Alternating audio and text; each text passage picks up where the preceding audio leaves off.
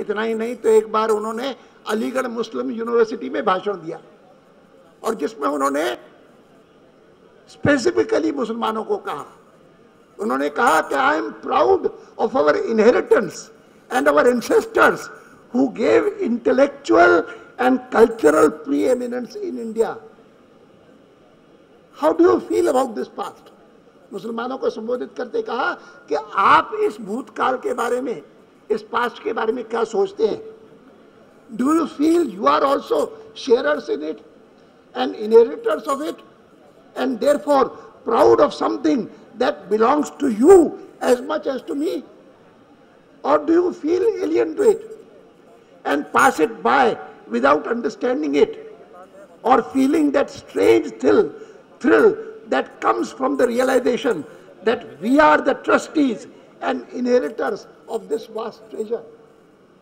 मैंने नेहरू जी के दो आपको उदाहरण सुनाए केवल इस बात को बल देने के लिए कि हम जब कहते हैं कि हमारी एकता का आधार है हमारी संस्कृति, तो केवल हम नहीं कहते, जो भी सोचेगा, जो भी विचारेगा, सही रूप से अध्ययन करेगा, वो इसको मानेगा। हमको गर्व होना चाहिए। We should be proud of it.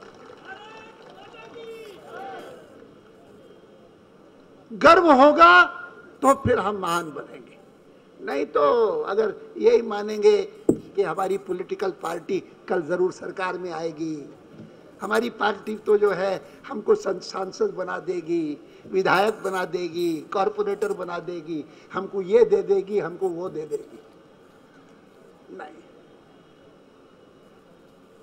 छोटे बंधु मत। महान पार्टी, उसके हम महान सदस्य हैं, महान अंग हैं।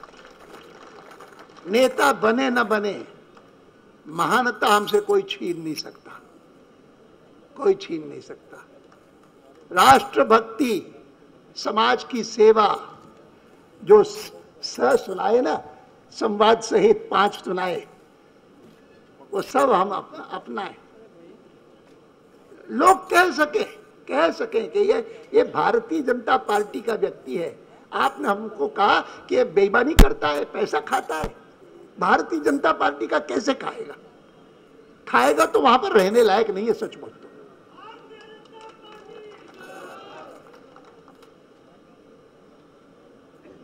मैं लोगों को कई बार कहता हूं कि आज तो हम जहां पहुंचे हैं वहां पर बहुत सारे हम में से सोचते भी नहीं थे कि पहुंचेंगे, नहीं सोचते थे। लेकिन जब शैशव काल था, शैशव काल जिसको इन्फेंसी कहते हैं, तब का मुझे अनुभव है। ये लोग सही कहते हैं कि मैं तो 51 से लेकर के आज तक का जो भी यात्रा है उसमें भागीदार रहा हूं। मुझे याद है 1952 का पहला चुनाव। उस 52 के चुनाव में आपको मैं बताता हूं, याद रखिए इस बात को, सारे हिंदुस्तान में हमने कैंडिडेट खड़े किए लोकसभा के, 3 जीते, खाली 3। सारे हिंदुस्तान के सब विधानसभाओं में हमने कैंडिडेट खड़े किए विधानसभाओं के लिए। सारे हिंदुस्तान के सब विधानसभाओं में मिला करके 35 लोग जीते थे, एमएलए 35। अब उन 35 में से 9 एमएलए तो बंगाल के थे, डॉक्टर मुखर्जी वहां के थे, और उनके प्रभाव से 9 एमएलए हमको मिले जो कभी फिर से नहीं मिले। डॉक्टर मुखर्जी के कारण 9 मिले। और मैं उन दिनों में भंडारी जी के साथ राजस्थान में था, और राजस्थान में हमको 8 मिले।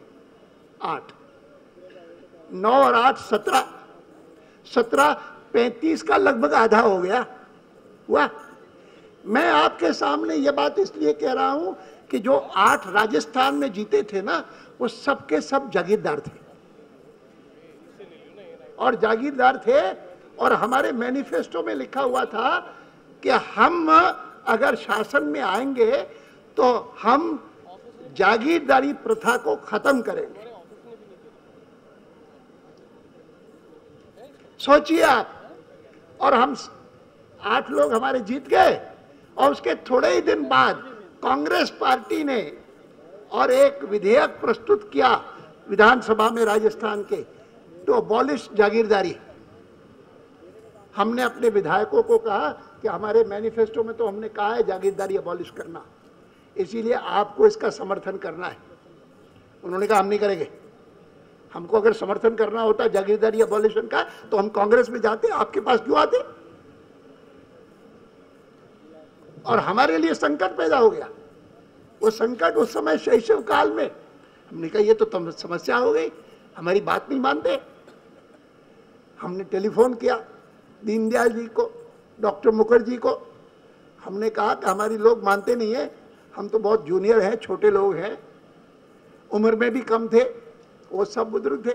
और उस समय कांग्रेस पार्टी ने हमको कहा कि भाई देखो आपके 8-8 लोग जीते हैं, हम आपको ऑफर करते हैं, स्पीकर हमारा होगा, डिप्टी स्पीकर आपका हो जाए। हमने कहा बहुत अच्छा कर रहे हो। और हमने अपने एक एमएलए को, जिसका नाम था लाल सिंह जी शक्तावत, लाल सिंह शक्तावत, उनको हमने डिप्टी स्पीकर बना दिया और वो डिप्टी स्पीकर बने। और वो भी उनमें से थे कि जिन्होंने कहा मैं जागीरदार हूं, मैं नहीं मानूंगा आपकी बात। ये जो आप कहते हो कि जागीरदारी अबॉलिशन होनी चाहिए, हम नहीं मानेंगे।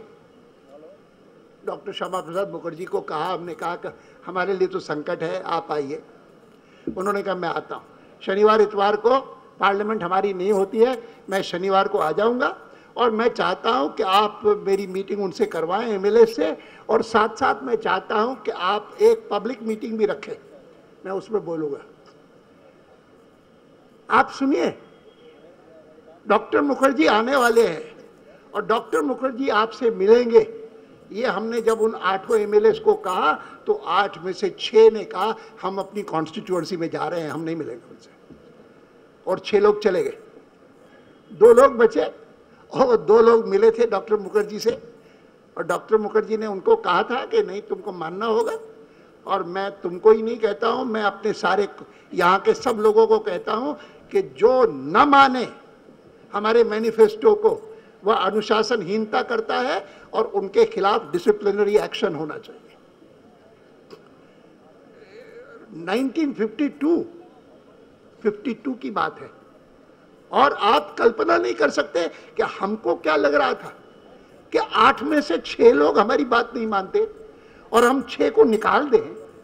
कौन सी पार्टी कर सकती है? लेकिन इस पार्टी ने किया। इस पार्टी ने 6 लोगों को एक्सपेल किया। वो जो 2 बचे थे उनमें से एक थे भैरव सिंह शेखावत, जो आगे चल करके और 3 बार मुख्यमंत्री बने राजस्थान के, फिर आगे चल करके भारत के उपराष्ट्रपति बन गए। दूसरे थे जगत सिंह झाला, वो 2 थे। इन 2 को छोड़ करके, झाला मुझे बाद में भी मिलते रहे थे, लेकिन मैं कहता हूं कि पार्टी जहां पहुंची है उसका कारण है इस प्रकार की कठोरता, इस प्रकार की कि भ्रष्टाचार से या अनुशासनहीनता से समझौता नहीं होगा। अब इसका अर्थ आपको लीजिए, आप समझ लीजिए कितनी अनुशासनहीनता करते हैं लोग। हमारे अध्यक्ष बैठे हैं दिल्ली के, और उनको मैं कहता हूं कि मुझे पहली बार एक सीनियर ऑफिसर आए थे बंबई के, पुलिस के बहुत बड़े अधिकारी थे। उन्होंने कहा कि आज भ्रष्टाचार की बहुत चर्चा होती है, लेकिन मैं आपको कहने आया हूं कि भ्रष्टाचार जितना विधानसभाओं में और प्रदेश की सरकारों में और केंद्र की सरकारों में होता है, उससे ज्यादा भ्रष्टाचार कॉरपोरेशंस में होता है। आरंभ वहां से होता है। समझौता मत करो भ्रष्टाचार के साथ। केवल कहने की बात नहीं होनी चाहिए, केवल कहने की बात नहीं होनी चाहिए, साहस दिखाना चाहिए, हिम्मत दिखानी चाहिए। इन दिनों में मैं जो कभी कभी बातें सुनता हूं, कम से कम मेरी कल्पना भारतीय जनता पार्टी की या भारतीय जनसंघ की जो रही, उसके साथ मेल नहीं खाती। और आज के स्थापना दिवस पर मैं जानबूझ करके ये बातें साफ तौर पर कह रहा हूं, क्योंकि मैं मानता हूं कि इस पार्टी के द्वारा देश का जितना भला होगा वह भला इस आधार पर नहीं होगा कि हम कितने स्थानों पर सरकार प्राप्त कर लेते हैं, वह तो जरूरी है, लेकिन कितनी मात्रा में हम अनैतिक आचरण के साथ समझौता करने को कभी तैयार नहीं होंगे।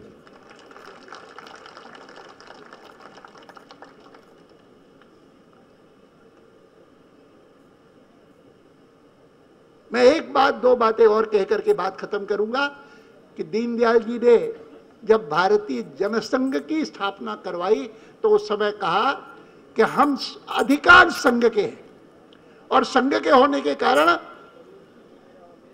डॉक्टर हेडगेवार से हमने बहुत शिक्षा प्राप्त की है, चरित्र की शिक्षा प्राप्त की है, मूल्यों की शिक्षा प्राप्त की है, राष्ट्रवाद की शिक्षा प्राप्त की है, लेकिन राजनीतिक दल में हमको क्या क्या चिंताएं करनी चाहिए इसकी शिक्षा नहीं प्राप्त की। मैं आपको राजनीतिक में आने के बाद कहना चाहता हूं कि हमारी दृष्टि से हिंदू, भारतीय, इंडियन पर्यायवाची शब्द हैं। They are all three synonyms, Hindu, भारतीय, इंडियन। जिस प्रकार से हिंदुत्व, भारतीयता, इंडियनिज्म आर सिनोनिमस, ये भी समझो। अब ये समझने के बाद कई सारी चीजें हमको और समझ में आएंगी और समझनी चाहिए। आपको सुनकर के ताज्जुब होगा, गुरुजी थे उन दिनों में, तो पहला जो भारतीय जनसंघ का अध्यक्ष बना था नागपुर में, वो कौन था? हिंदू नहीं था, वो एक पारसी था। उसका नाम था जाल गिमी,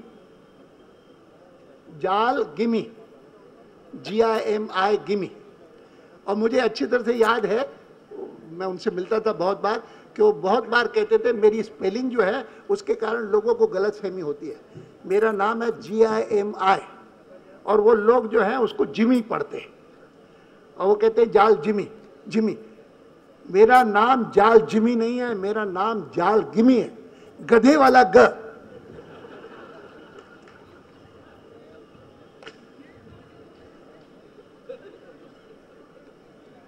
और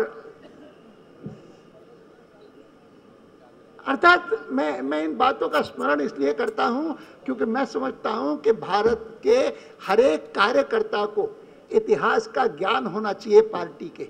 जैसे भारत का ज्ञान होगा तो हम अंग्रेजों का मुकाबला कर सकते हैं और अंग्रेज जो हमको हीन भाव पैदा करता है हमारे मन में, उसका मुकाबला कर सकते हैं। कैसी कैसी पुस्तकें लिखी गई उन दिनों में। कैथरीन मेयो नाम की एक लड़की, एक महिला थी जिसने लेख लिखा था और ऐसी गालियां दी थी भारत को कि भारत में कोई समझ है नहीं। ये कहते हैं हमारी महान संस्कृति है, हमारा महान धर्म है, ये इसमें सिवाय ओछेपन के, सिवाय गंदगी के और कुछ नहीं है। मैंने कई पुस्तकें उन दिनों में पढ़ी थी हमारे खिलाफ लिखी हुई, भारत के खिलाफ लिखी हुई, भारत के लोगों को हीन बनाने के लिए। आज हमारे खिलाफ भी जो लोग बोलते हैं ना, वो हमारी कोई ना कोई दोष निकाल करके कहते हैं क्या तुम्हारी पार्टी है? कहते हो कि we are a party with a difference. You are party with differences, not with a difference. उसको झूठा दिखलाओ और वो तब दिखला पाओगे जब अपने आचरण में कोई कमी नहीं आएगी और वो आचरण हमारा श्रेष्ठ रहेगा, अनकॉम्प्रोमाइजिंग रहेगा, उसमें कोई हम कमी नहीं आने देंगे। यह संकल्प करके आज के स्थापना दिवस पर हम लोग यहाँ से जाएं, यही आपसे निवेदन करता हुआ मैं अपनी बात समाप्त करूँ।